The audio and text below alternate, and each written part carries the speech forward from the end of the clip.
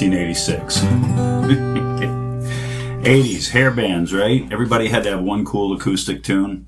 Hey, it's Brian up here in Kingfield, Maine. Got one to show this morning. And this is a 1986 Gibson J-30.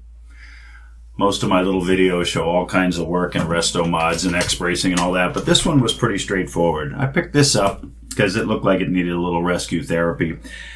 Someone had tried to do a neck reset and really just was failing and had dug around the edge of the fretboard. They couldn't even get the fretboard extension loosened up. They had chipped away at the sides of the neck heel to try to get the glue break because Gibsons have this big neck heel that is notorious for being all glued down and it's hard to break free.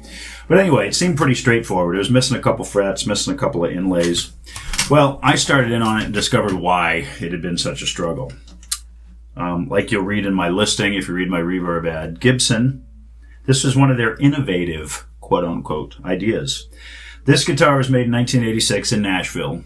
It was right after the Norlin era that people hear about. And everybody talks about the dreaded Norlin era, the 70s acoustics with their double bracing and all that sort of thing. They really beefed them up so they sounded like cardboard boxes. But this was the first year really after the Norlin era.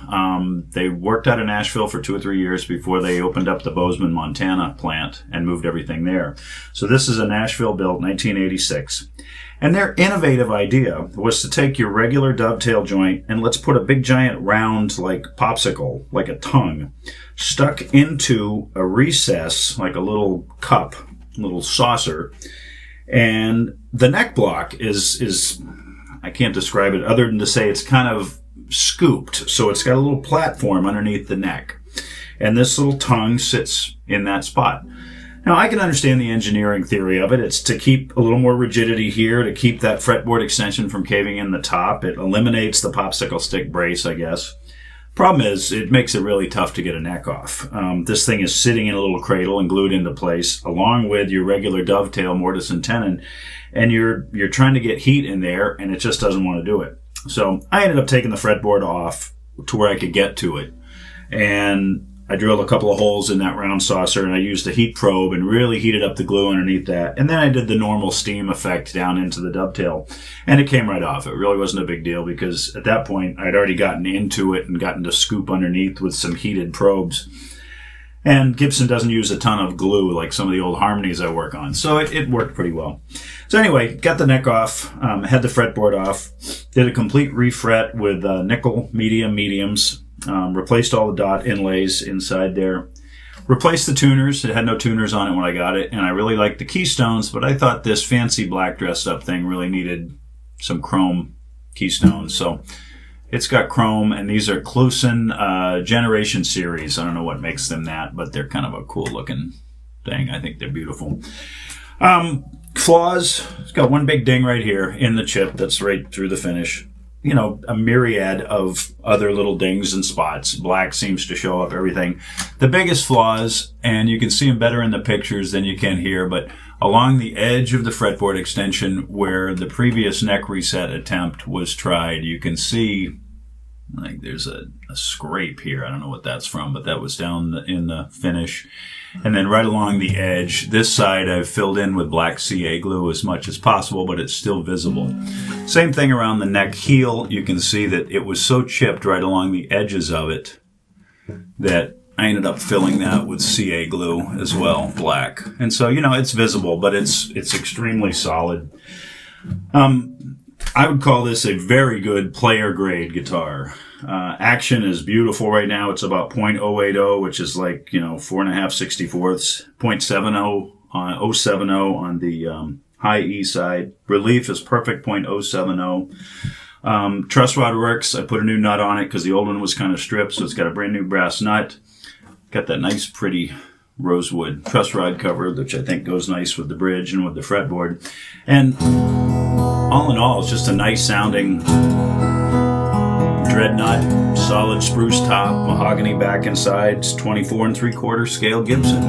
This was considered Gibson's no frills J, but I think with the black and the white pickguard, it looks like a tuxedo, like you could go out and play at a black tie open mic.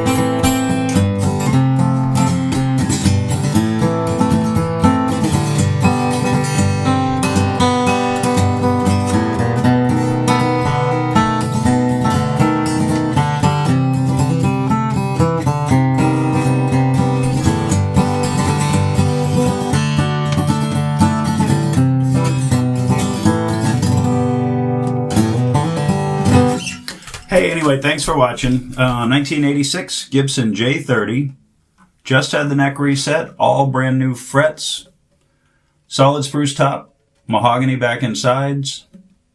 Square shoulder dreadnought, 24 3/4 inch scale, 1 11/16 inch nut.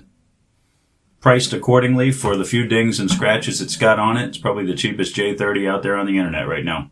Thanks a lot for looking. See ya.